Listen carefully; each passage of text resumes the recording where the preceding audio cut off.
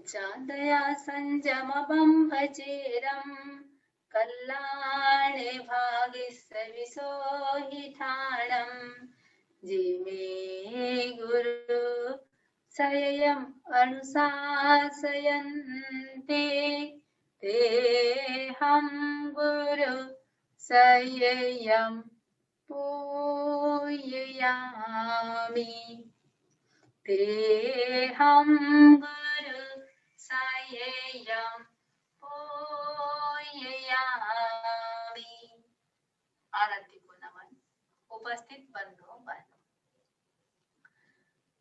पहले प्रत्याख्यान करा देते हैं। आप लोगों को 1 घंटा तक जिनकी जितनी धारणा हो, जो सामायिक करना चाहे सामायिक कर लें, जो ऐसे ही पचकान करना चाहे, त्रिविहार का प्रत्याख्यान, चौविहार का प्रत्याख्यान, जिनको सुबह तक प्रत्याख्यान करना हो तो मैं सुबह तक भी करवा देती हूँ। देवगुरु धर्म की साक्षी से कल सुबह सूर्योदय तक त्रिविहार का, जिनको चौविहार की धारणा है, चौविहार का धारणा प्रमाणे सुखे समाधि त्याग है। जिनको 1 घंटे का करना हो 1 घंटे तक सुखे समाधि त्रिविहार का त्याग है, और चौविहार का पचकान करना हो तो चौविहार का त्याग है। सामायिक का प्रत्याख्यान भी कर सकते हैं, संवाद भी कर सकते हैं। एक प्रयास रहे, हमेशा एक सूत्र याद रखें, खुला न रहे और खाली न रहे। मैं सोचती हूँ इस सूत्र को व्यक्ति को मंत्र बना लेना चाहिए।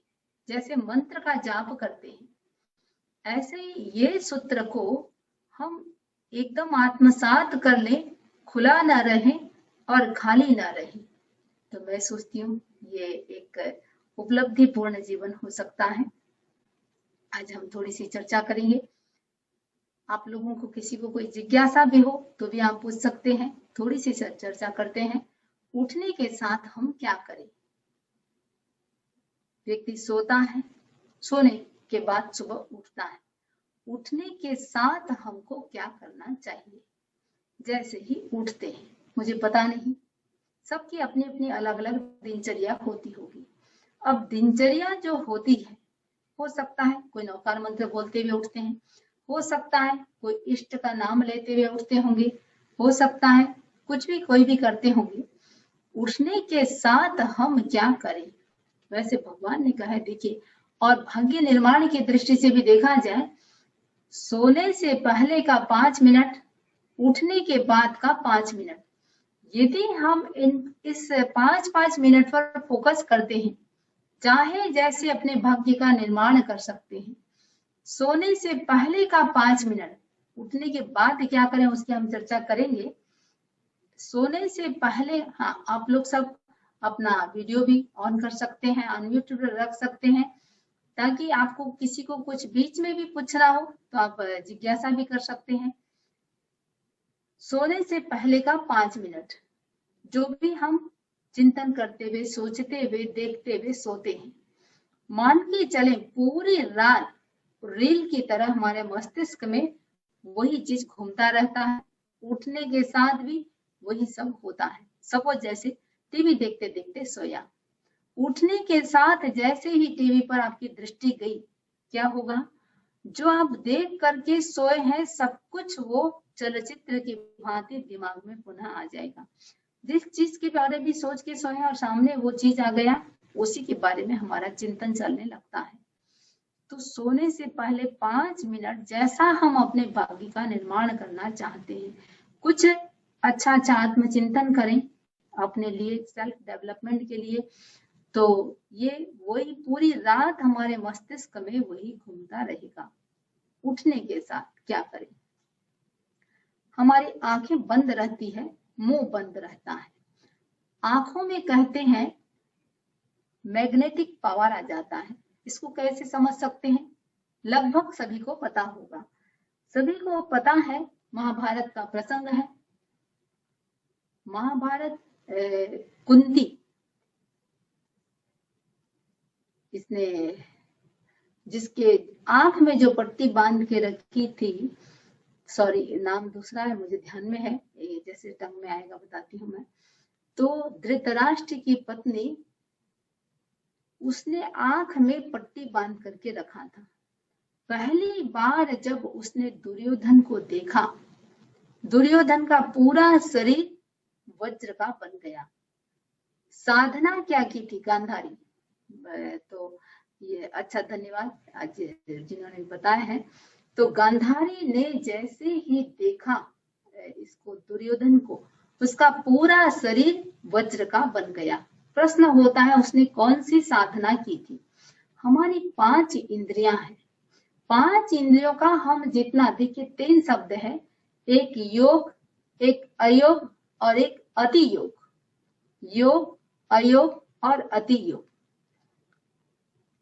अति योग बहुत ज्यादा यदि हम काम में लेंगे तो समय से पहले या इनका जो पावर है वो कम हो जाता है। अयोग भी करेंगे तो हो सकता है वो बोलते हैं बड़े बड़े औजार के भी जंग लग जाता है, योग की साधना चले। इसमें पशु पक्षी को भी देख सकते हैं, पशु पक्षी भी पंचेंद्रिय जीव हैं। प्राकृतिक जितनी भी आपदाएं आती है, प्राकृतिक आपदाओं में कहा जाता है पशु पक्षियों को पहले से पता चल जाता है कि अब भूकंप आने वाला है, अब ज्वालामुखी फटने वाली है, अमुक स्थिति आने वाला है, और वो समय से पहले अपने घोंसले पर लौट आते हैं, जहां उनको आना होता है आ जाते हैं।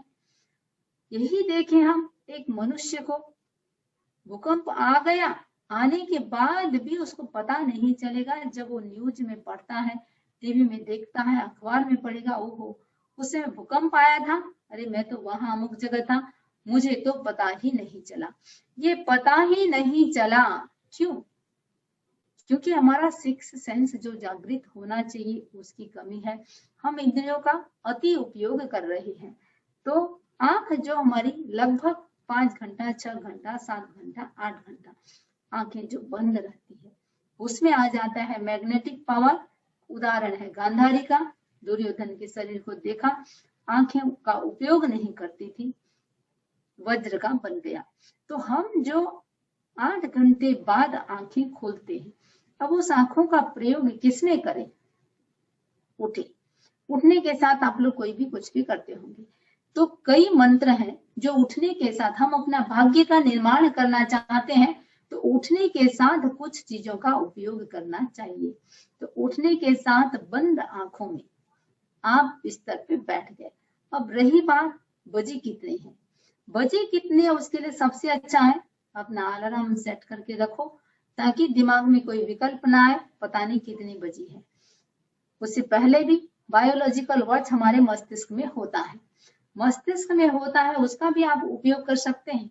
बायोलॉजिकल वॉच का उपयोग कर सकते हैं। आप रात को सोते समय बस इतना सा सोच ले, मुझे 5 बजे उठना है, मुझे 4 बजे, जितने बजे भी जिनको उठना है, 3 बार या 1 बार भी एनफ है, सिर्फ बोल के सो जाएं। और ऐसे कहते हैं तकिए में, पिलो में, आप 4 बजे उठना है तो 4 मुक्का मार करके 4 बजे मुझे उठा देना या उठना है, बोल के सोएंगे। आप इसको प्रैक्टिकल आजमा के देख सकते हैं। 10 दिन तक ऐसा करें, देखिएगा आप ठीक 4 बजे, न 1 मिनट इधर न 1 मिनट उधर, एकदम एग्जैक्ट आपकी नींद जो खुलेगी, ठीक, भले वो टाइम और घड़ी का टाइम मिला लें आप। इतना हमारा सबकॉन्शियस माइंड हमारी जो भी हम अफर्मेशन करते हैं, इतना उसको ग्रहण करता है और एक्टिवली उसको काम भी करता है। तो मैं बात कर रही थी कि उठने के साथ हमको करना क्या है। उठे, जितना बजे भी जिनको उठना है, उठने के साथ कुछ मंत्रों का प्रयोग कर सकते हैं बिना आंख खोले।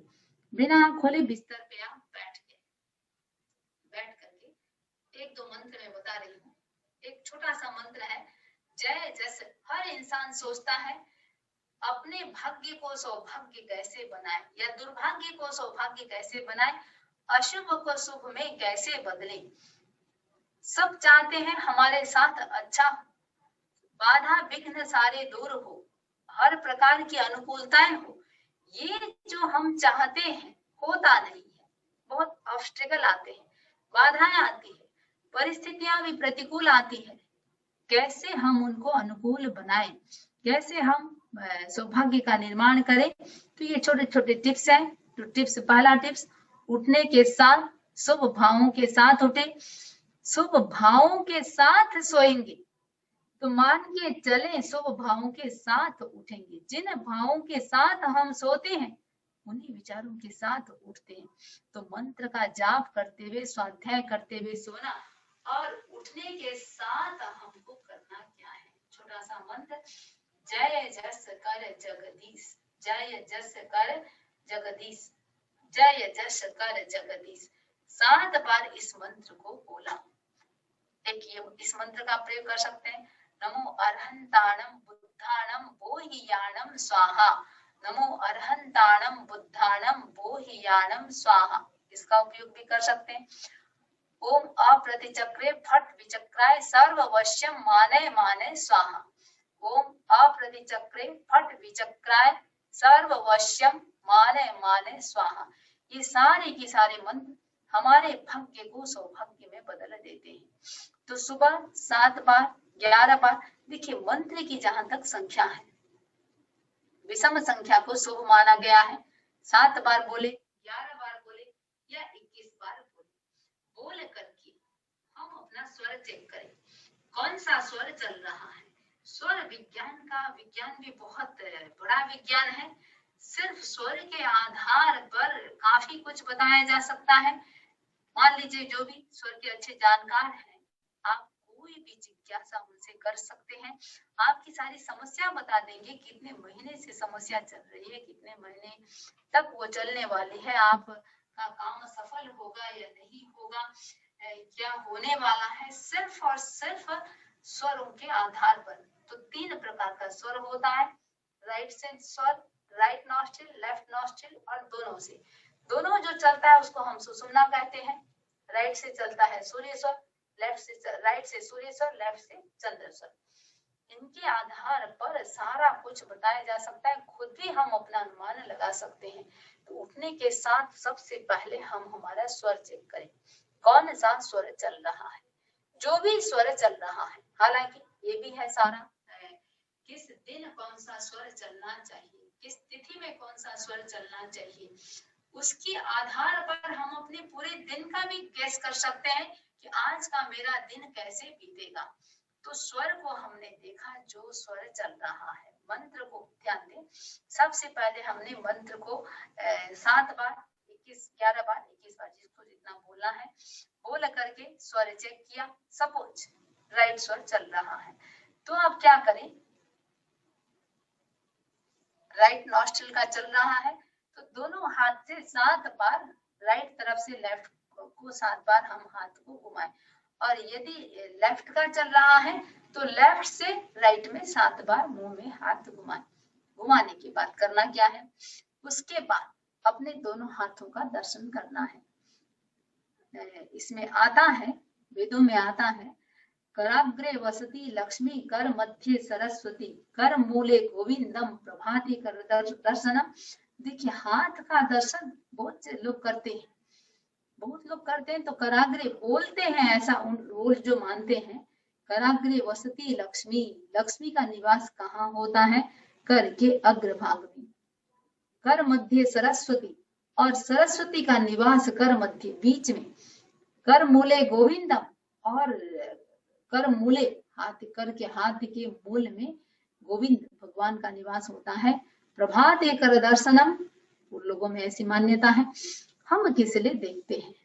तो इसमें देखिए क्या सोच करके देख रहे हैं, हाथ जब आप मिलाएंगे तो ये जो अपनी रेखा है, जो हृदय रेखा है, दोनों हाथ की लगभग ऐसा आकार बनता है, जब दोनों हाथ को मिलाते हैं अर्धचंद्राकार रेखा बन जाती है। और सभी को पता है सिद्ध शिला का आकार कैसा है, अर्धचंद्राकार।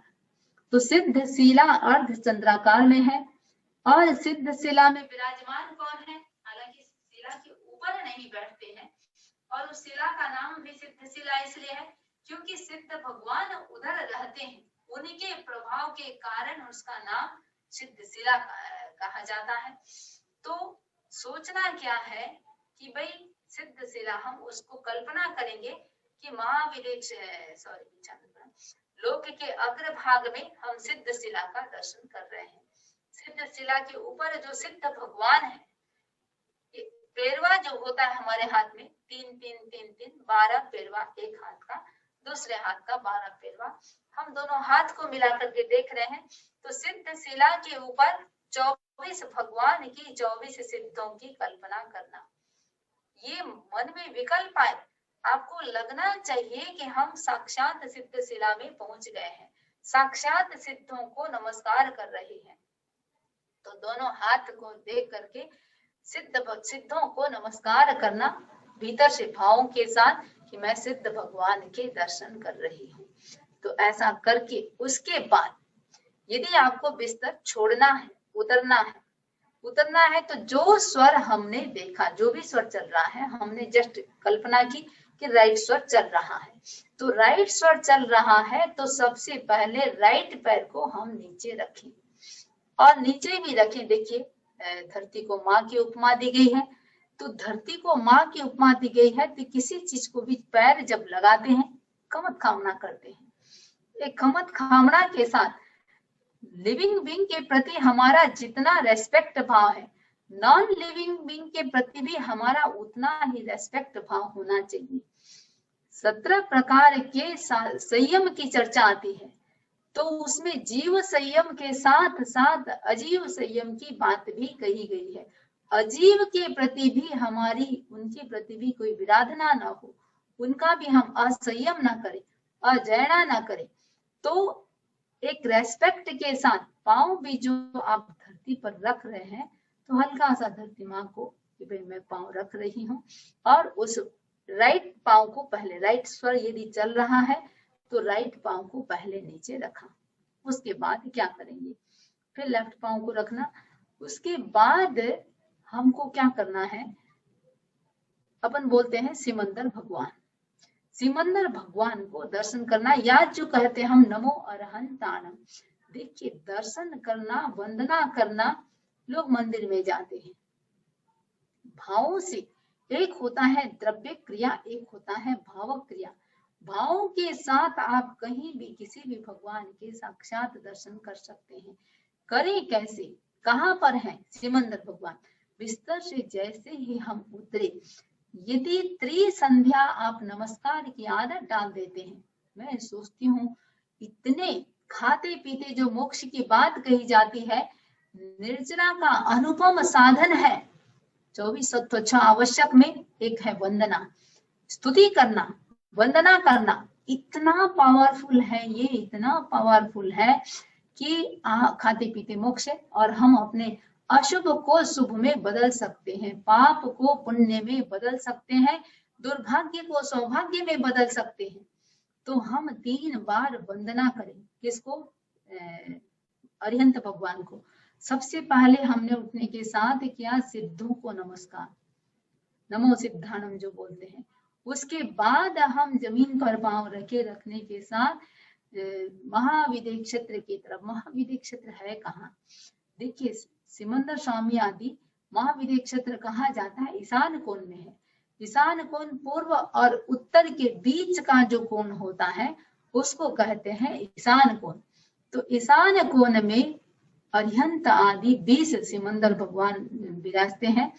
तो तीर्थंकर जो होते हैं कम से कम 20 होंगे एट ए टाइम, मिनिमम 20 होते हैं, और मैक्सिमम उत्कृष्ट होते हैं 170। तो कम से कम 20 और उत्कृष्ट 170। तो अभी जो है 20 की संख्या में है। तो हम जब उतरे ईशान कोण में सिमंदर भगवान को वंदना देना। तो वंदना 2 प्रकार से कर सकते हैं, तिखुतों से तो कर ही सकते हैं, और साथ ही साथ नमोत्थोरम पार्टी से। नमोत्थोरम की जो पार्टी है, इंद्र भगवान ने तीर्थंकरों की स्तुति नमोत्थोरम की पार्टी से की है। तो उस नमोत्थोरम की पार्टी से भी कर सकते हैं आप, और साथ ही साथ आप तिखुतों के पाठ से भी करना चाहें तो 3 बार हम सिमंदर स्वामी की तरफ मुंह करके वंदना दें। अब 3 बार जरूरी नहीं है, देखिए जिनकी 7 बार इच्छा हो, जिनकी 11 बार इच्छा हो। इसमें मैं बताना चाहूंगी जिनको शारीरिक प्रॉब्लम है, घुटने का आदि का दर्द है, आप खुद एहसास करेंगे आपके घुटने का दर्द चला जाएगा। शारीरिक जो भी और चीजें हैं वो सब चला जा सकता है। और वंदना से कई बार ऐसे होता है कि भाई हम किसी को कुछ कहते हैं और सामने वाला सुनता नहीं है, सुनता नहीं है। ये क्यों? हम यदि चाहते हैं आदि उच्च गोत्र सम्मानित कुल अशुभ शुभ में बदलना, सिर्फ वंदना से कितने सारे बेनिफिट हो जाते हैं। ऐसा आदि वचन की प्राप्ति होती है कि बोलने की बात तो बहुत दूर, लोग इशारा समझ कर कि भाई आपकी दृष्टि क्या है, वो सौभाग्य प्राप्त हो जाता है। तो वंदना से अपन बोलते हैं श्री कृष्ण के देखिए नरक टल गए थे, कहाँ कहाँ कितनी वो नीचे के नरक से ऊपर में आ गए थे। राजा श्रेणी 7वीं नरक से पहली नरक में आ गया, मात्र और सिर्फ वंदना से।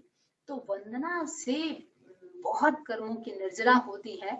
जहाँ नरक टलने की बात आ गई है तो अपन सोच सकते हैं कि कितनी निर्जरा सिर्फ वंदना से होती है।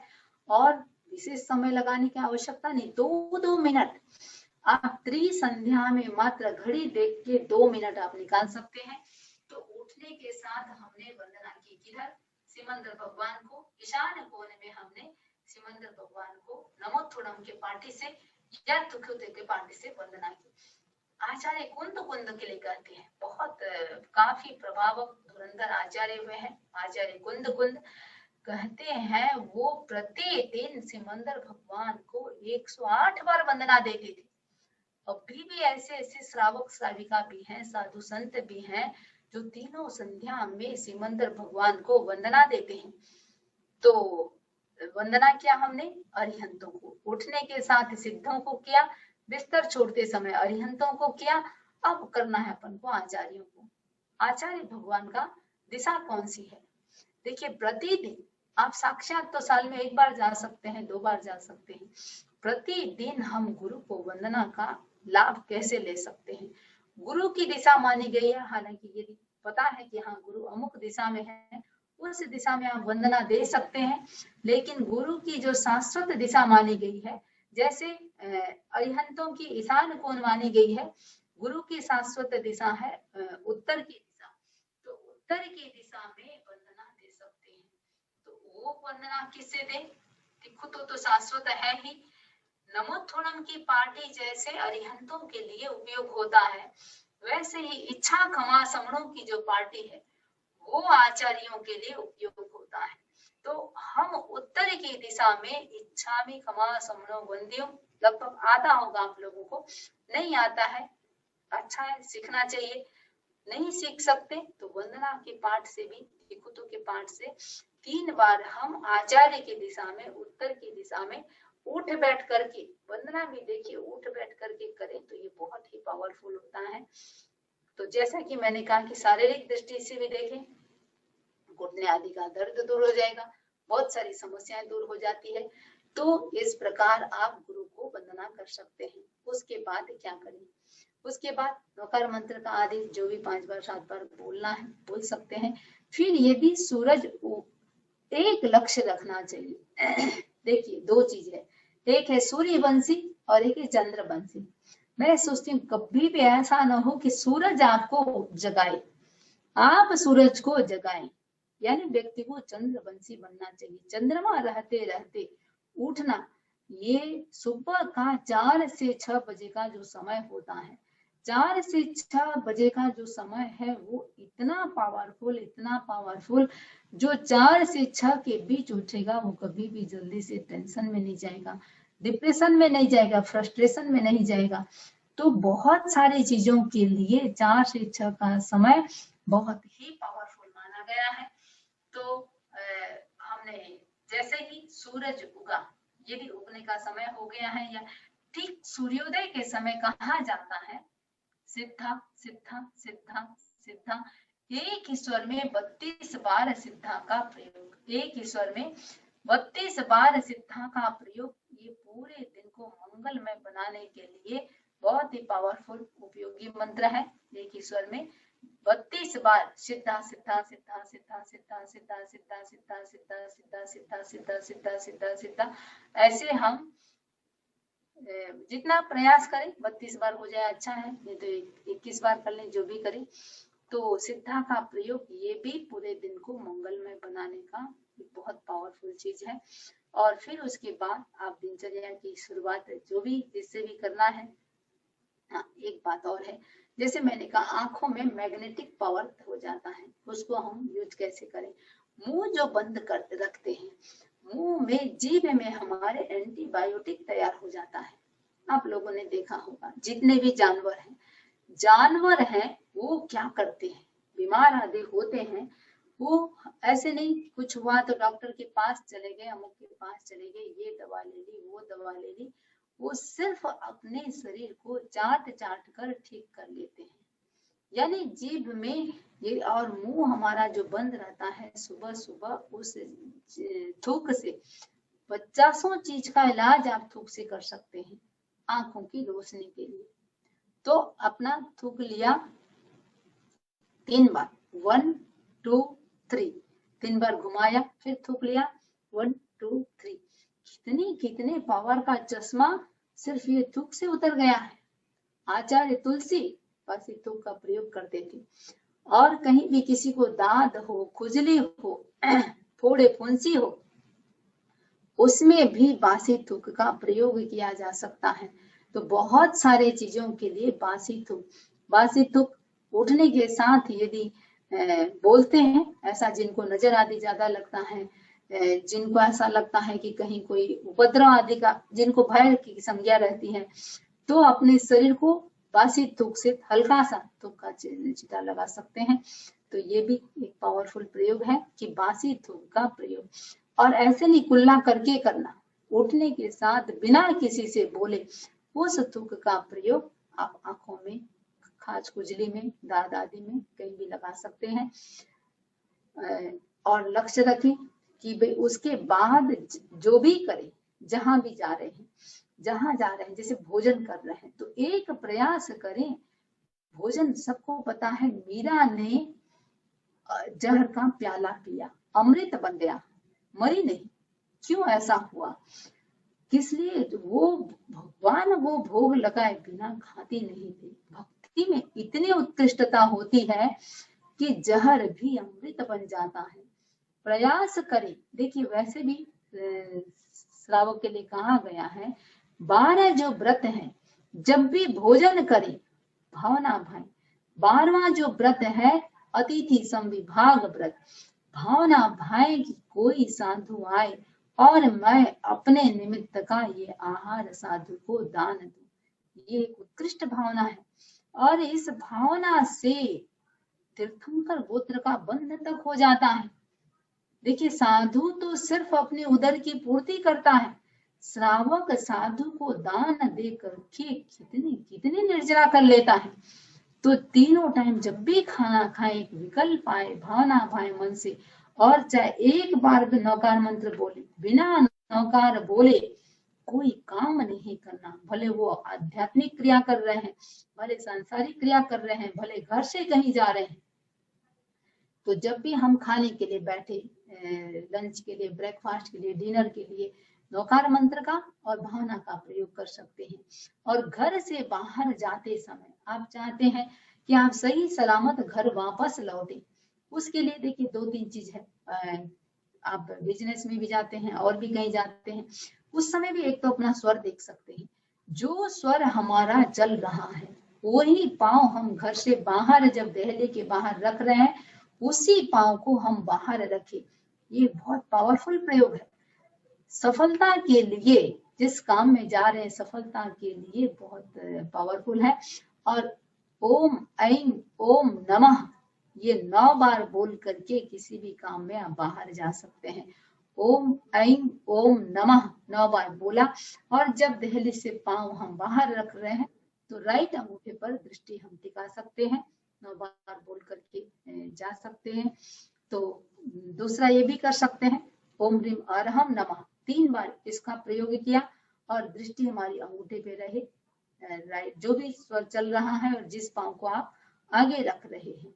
और जब हम आगे रख रहे हैं, श्वास को भर करके रोक लें और फिर हम पांव का प्रयोग करें। तो ये बहुत पावरफुल प्रयोग है।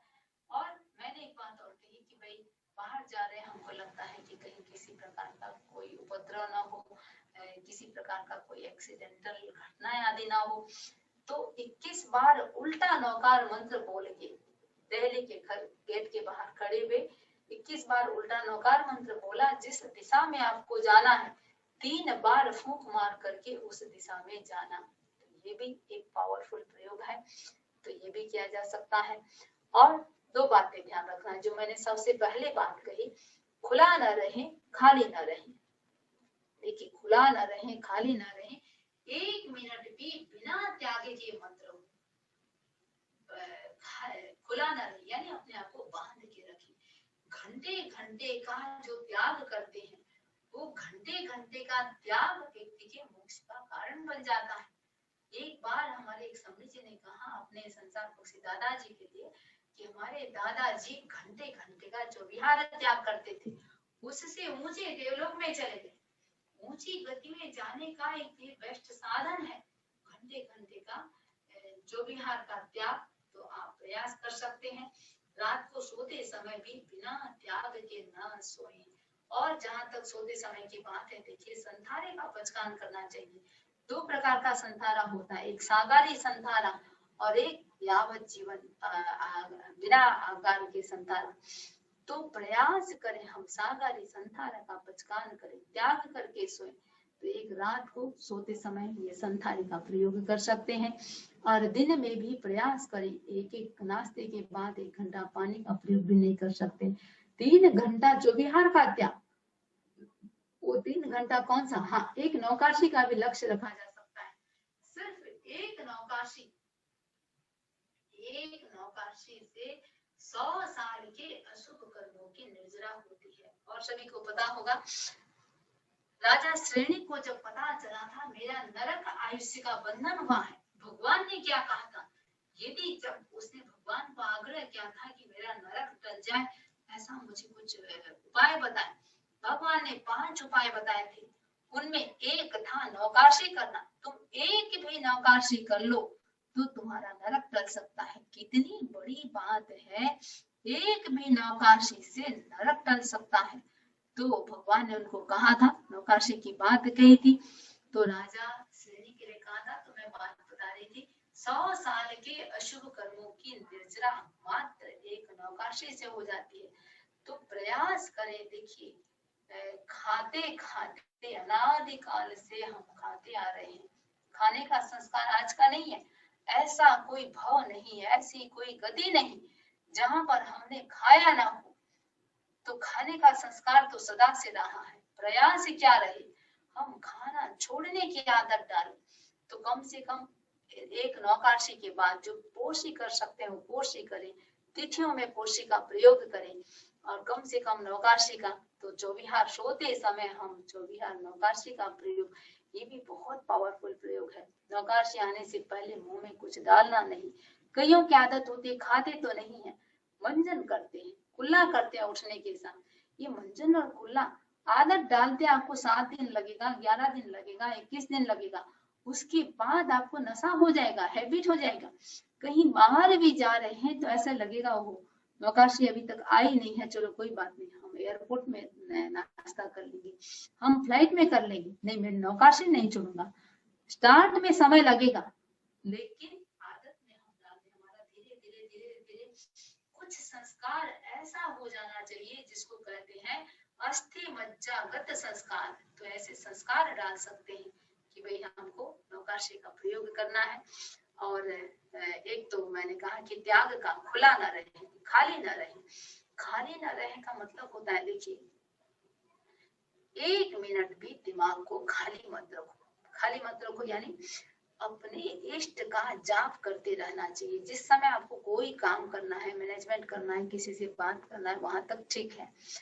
खाली कोई मैनेजमेंट करना है वहां तक ठीक है, लेकिन एक ही बात को बार बार सोचते रहे, आज मुझे सब्जी लेने जाना है, आज मुझे सब्जी लेने जाना है, आज मुझे, ये बार बार किसी चीज को सोच रहे हैं, ये आत्म ध्यान हो गया।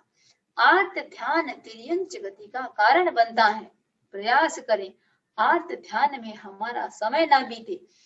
तो मैनेजमेंट करें, सांसारिक है, सब कुछ करना पड़ेगा, लेकिन उसी में 24 घंटा मत रहो। रही बात याद की, भाई हम भूल जाते हैं, बार बार नहीं याद करेंगे तो भूल जाते हैं, उसके लिए आप कॉपी पेन डालो, नोटबुक डालो और स्टिकी नोट बना लो। कहीं भी आपको जहां दृष्टि पड़ती है, जो भी याद आया लिख दिया, आज के डेट में मुझे करना क्या क्या है, जितने भी, उसको बार बार आपको सोचना नहीं पड़ेगा।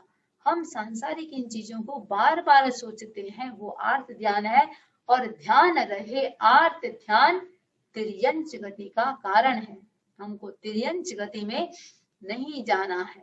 तो सांसारिक चीजों में जितना कम समय लगा सकते हैं, तो बाकी का समय क्या करें? कोई हमारा इष्ट मंत्र होना चाहिए, कोई भी हो सकता है, जिनके प्रति हम स्वयं सोचें।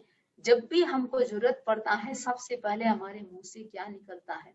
सबसे पहले जिस भी समय कोई विपरीत परिस्थिति आती है, प्रतिकूल परिस्थिति आती है, हम किनको याद करते हैं? ध्यान रहे, सात मामा का भांजा भूखा रहता है, ये नहीं, बिना पेंदी का लोटा नहीं होना चाहिए। एक हमारा इष्ट मंत्र होना चाहिए कि हम गहरी निष्ठा के साथ किनको याद करते हैं।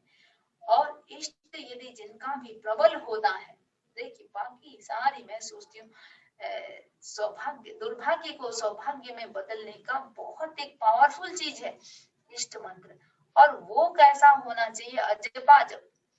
अजपा जब कंटिन्यू उसी चीज को हम जब भी खाली है, बस मुंह में, रामकृष्ण परमहंस के लिए बोलते हैं, रात को भी जब भी वो सोते थे, उनके सांस से भी राम राम की ध्वनि निकलती थी। यानी अजपा जब जब हमारी मंत्र की स्थिति बन जाती है, मुंह से बोलना नहीं पड़ता है, वो हमारे सांस में भी वो मंत्र चलने लग जाता है। तो एक इष्ट मंत्र का चुनाव जिसका हमको अजपा जप, उसका अजपा जप यानी कंटिन्यू, बिना ब्रेक दिए, गैप दिए किया, सब कुछ करते हुए जब भी खाली है, तुरंत वो मंत्र का हमारे भीतर जाप चालू हो जाए। तो एक इष्ट मंत्र का चुनाव हो, उसका हम जब भी चाहें तब अपना जप करें। तो ये कुछ चीजें हैं, तो खाली ना रहें, जो मैंने बात कही, मंत्र का जाप करते रहे, स्वाध्याय करें, अनावश्यक किसी के बारे में सोचना। देखिए ये जितने भी हम तनाव का बहुत बड़ा कारण है कि नेगेटिव थिंकिंग, निषेधात्मक विचार, ये तनाव का कारण बनता है। ये 18 पाप क्या है? ये सारे की सारे ये नकारात्मक थिंकिंग है, निषेधात्मक भाव है। तो हम इन, और एक चिंतन का विषय, जब भी हम खाली बैठे हैं, ये ध्यान दें, मेरा अधिकांश समय आर्त ध्यान में बीत रहा है, रौद्र ध्यान में बीत रहा है, या धर्म ध्यान में बीत रहा है। तो रात को सोने से पहले खमक कामना करें, यदि मैंने आर्त ध्यान में मेरा समय बीता तस्मिच्छामि दुक्कड़म, धर्म ध्यान नहीं किया तो तस्मिच्छामि दुक्कड़म, इस प्रकार का प्रयोग कर सकते हैं। तो ये सारी चीजें व्यक्ति के लिए इतना अच्छा पावरफुल होता है। तो रात को सोने से पहले हम इस प्रकार का प्रयोग करें कि आर्त ध्यान और रौद्र ध्यान में मेरा समय न बीता हो, और धर्म ध्यान में समय न, आर्त ध्यान में बीता है और धर्म ध्यान में नहीं बीता है, तो उसके लिए भी हम बारंबार खमक कामना करें। तो एक एक चीज के प्रति एक एक पल हम जागरूक रहें। देखिए प्रमाद में अनादिकाल से हम प्रमाद में रहे हैं, प्रमाद में रहना हमारे ये सारे संस्कार में है। अप्रमाद में रहने के लिए पुरुषार्थ करना पड़ता है। कर्मों के दो भाव होते हैं, एक उदय भाव होता है और एक सूक्ष्म भाव होता है। अब भूख लगी, ये उदय भाव है, आप खाएंगे ही खाएंगे। उदय भाव 24 घंटा रहता है, उसके लिए व्यक्ति को पुरुषार्थ करना नहीं पड़ता। सूक्ष्म भाव के लिए पुरुषार्थ करना पड़ता है, सामायिक करना है, त्याग करना है, उदय भाव नहीं है। प्रवचन सुनना है, उदय भाव नहीं है, हटके हमको पुरुषार्थ करना पड़ेगा। ये पुरुषार्थ करना, देखिए कर्मों के जत्थे की जत्थे एक बड़ा समूह सारे के सारे निर्जरा हो जाती है। तो हमारे भीतर ये विवेक जगे, सूक्ष्म भाव को हम कितना बढ़ा सकते हैं, कितना प्रबल कर सकते हैं। तो निरंतर सोचें कहाँ कहाँ मैं अपने सूक्ष्म भाव को प्रबल कर सकता हूँ। तो हम कॉन्शियस रहेंगे तो प्रमाद से अप्रमाद की हमारी यात्रा होगी। कई बार मैं सोचती हूँ, भगवान ने गौतम स्वामी को कभी नहीं कहा गुस्सा मत करो, कसाय मत करो, ये नहीं कहा। ये भी नहीं कहा तुम ज्ञान करो, ये भी नहीं कहा तुम ध्यान करो। उत्तराध्ययन का 10वां अध्ययन, उसमें भगवान ने छोटा सा अध्ययन 36 बार गौतम स्वामी को संबोधित किया है। हे गौतम, समयम गोयम मा पमाये, क्षण भर भी प्रमाद मत करो। एक अप्रमाद आ गया, कसाय छूट जाएगा, बहुत सारी चीजें छूट जाएगी। तो प्रयास करें हम अप्रमाद की साधना करें, तो क्षम भाव को हम जितना प्रबल करेंगे अपने आप हम अप्रमाद में जा सकते हैं। तो अप्रमाद में जाने का ये साधन है कि हमारी चेतना किस में जा रही है। दो चीज है, आर्त ध्यान और धर्म ध्यान, दोनों में से एक में जाएगा, या वो धर्म ध्यान में जाएगा या आर्त ध्यान में जाएगा। उदय भाव तो चालू है, यदि हमने क्षम भाव को प्रबल नहीं किया, उदय भाव तो है ही है। परिस्थिति आई, गुस्सा भी आएगा, क्रोध भी आएगा, अहंकार भी आएगा, माया भी आएगा, माया आएगी और लोभ भी आएगा। हम किसमें समय लगा रहे हैं, उसको कैसे हम क्षम भाव में बदलते। बाहुबली, देखिए बाहुबली जहां भरत के ऊपर उनका हाथ उठा था, बाहुबली भरत के ऊपर हाथ उठा था, और वहीं पर वही हाथ ऊपर जो उठा हुआ हाथ है, यदि भरत के सिर पे जाता, पाताल में, पूरे रसातल में भरत फंस जाता। एक क्षण के लिए चिंतन मुड़ा, दिशा बदली, जो दूसरे के सिर पे हाथ जा रहा था, स्वयं के सिर पे हाथ चला गया, रोज कर लिया, साधु बन गए। उसी भाव में केवल ज्ञान हो गया। सिर्फ हमको पुरुषार्थ की दिशा बदलनी है। पुरुषार्थ ऐसा कोई नहीं जो आप लोग बिल्कुल, मैं सोचती हूँ निठल्ले होंगे, निकम्मे होंगे, कुछ नहीं करते होंगे, करते हैं। और कई बार मैं ये भी सोचती हूँ, देखिए साधु जीवन और सांसारिक जीवन में अंतर क्या है। साधु भी पुरुषार्थ कर रहा है, सांसारिक व्यक्ति भी पुरुषार्थ कर रहा है। पुरुषार्थ का अंतर इतना ही है, सांसारिक जीवन की क्रिया पानी में बिलोने के समान है और साधु जीवन की क्रिया दही में बिलोने के समान है। दही में बिलोना करेंगे मक्खन निकलेगा, और पानी में बिलोना करेंगे बुलबुले के अलावा कुछ नहीं निकलेगा। पुरुषार्थ को सम्यक बनाए, सही दिशा में, हम अधिकांश समय हमारा सही दिशा में बीते, तो ये है आर्त ध्यान से हम बच सकते हैं, धर्म ध्यान में जा सकते हैं। और लक्ष्य ये रहे, देखिए अब तक मोक्ष नहीं गए, जीव और कर्मों का संबंध अनादिकाल से है। भगवान भी नहीं बता सकते, केवलियों के लिए, सिद्धों के, सर्वज्ञों के लिए आता है, सब कुछ जानते हैं, लेकिन एक चीज नहीं जानती, जीव और कर्मों का संबंध न स्वयं का बता सकते न दूसरों का। यानी वो इतना अनादि है, इतना अनादि है, एक सर्वज्ञ भी नहीं बता सकता है। अभी तक हम हैं, इसका मतलब अनादि काल से देखिए कितने भाव भ्रमण करते आ रहे हैं, करते आ रहे हैं, करते आ रहे हैं। इस भाव में यदि नहीं जगे, फिर तो जगने की बात भूल जाओ, पता नहीं क्या होगा। ये भाव प्रमाद में पिता तिर्यंच गति में चले गए, तो फिर तो ये छठे आरे में जाना ही जाना, छठे आरे में चले गए तो नरक में जाना। अब नरक में जाना तो कितने सागरों बम तक नरक में रहना पड़ेगा। तो एक थोड़ा सा सिर्फ आपको अपने पुरुषार्थ की दिशा को बदलनी है।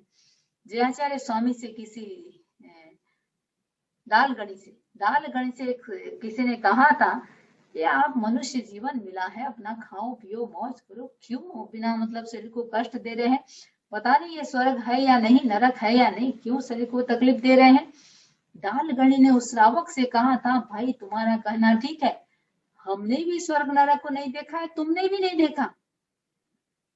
यदि स्वर्ग नरक नहीं है तो हमारा ये 30, 40, 50 साल वेस्ट जाएगा कि हमने सुख सुविधाओं का जीवन नहीं जिया। यदि है तुम्हारा क्या होगा। उसने कहा इतने जूते पड़ेंगे कि ये धरती भी नहीं झेल पाएगी।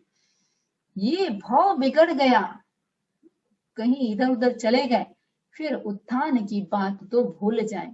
तो ये एक मनुष्य जीवन ऐसा मिला है जिसको हम सार्थक बना सकते हैं। अब तक की यात्रा जैसी भी रही, नथिंग, भूल जाओ। लक्ष्य रहे आगे की यात्रा को हाथी निकल गया। कोई 50 के हो रहे होंगे, कोई 60 के हो रहे होंगे, हाथी निकल तो चुका। अब रही बात पीछे पूंछ की। पूंछ को हम इतना गोल्डन बना लें, इतना गोल्डन बना लें कि हमारा फ्यूचर एकदम ब्राइट हो जाए। और भगवान ने जो एक बात कही है, महत्वपूर्ण बात कही है, इस 5वें आरे में भी करोड़ों जीव एकाभवतारी बनेंगे। प्रयास करें उस करोड़ों में हम अपना नाम लिखाएं। उसके लिए क्षोभसम चेतना को प्रबल करें, विवेक चेतना को प्रबल करें, पुरुषार्थ की दिशा को हम सम्यक बनाएं, तो निश्चित रूप से हम एकाभवतारी कर सकते हैं अपने आप को। तो ये कुछ बातें हैं जो हमने आज चर्चा की। और श्रावक एक होता है, देखिए, वो प्रतिदिन चिंतन करना चाहिए। 3 मनोरथ माने गए हैं। पहला मनोरथ है, कब आएगा वह धन्य दिवस जब अपरिग्रही बनूंगा मैं। भगवान ने ये नहीं कहा कि श्रावक को ये सोचना चाहिए मैं अधिक से अधिक कितना धन कमाऊं। एक मनोरथ कहा है, वह दिन धन्य होगा जब मैं अपरिग्रही बनूंगा। अपरिग्रही, आसक्ति का त्याग। दूसरा कहा, कब आएगा वह धन्य दिवस गृह त्याग मुनि व्रत लूंगा मैं। वह दिन धन्य होगा जिस दिन मैं ये घर को छोड़ करके मुनि बनूंगा। ये मुनि बनने की भावना भी देखिए निर्जरा का बहुत बड़ा कारण बन जाता है। और तीसरी बात कही, कब आएगा वह धन्य दिवस अनशन आमरण करूंगा मैं। वह दिन धन्य होगा जिस दिन मैं संधारा करूंगा, संलेखना करूंगा। तो ये मनोरथ श्रावक को सोने से पहले तो चिंतन करना ही करना चाहिए। और सोचने मात्र से निर्जरा का एक अद्भुत साधन है। सिर्फ सोचने से भी हो जाता है, बनने की बात तो बहुत दूर की बात है। तो कुछ बातें हमने चर्चा की। सुबह से उठने के साथ सोने तक कहाँ हम खाते पीते मुख से जा सकते हैं, कैसी छोटी छोटी क्रियाएं कर सकते हैं।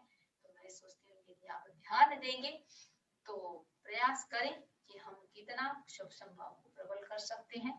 इन्हीं भावनाओं के साथ ओम अरहं मंगल पाठ। चत्तारि मंगलम अरहंता मंगलम सिद्धा मंगलम साहु मंगलम केवली पन्नतो धम्मो मंगलम। चत्तारि लघुत्तमा अरहंता लघुत्तमा सिद्धा लघुत्तमा साहु लघुत्तमा केवली पन्नतो धम्मो लघुत्तमो। चत्तारि शरणं पवज्जामि अरहन्ते शरणं पवज्जामि सिद्धे शरणं पवज्जामि साहु शरणं पवज्जामि केवली पन्नतं धम्मं शरणं पवज्जामि। विघ्नहरण मंगलकरण स्वाम भिक्षुनो न गुण ओलख समरण किया सरे अचिंत्या का।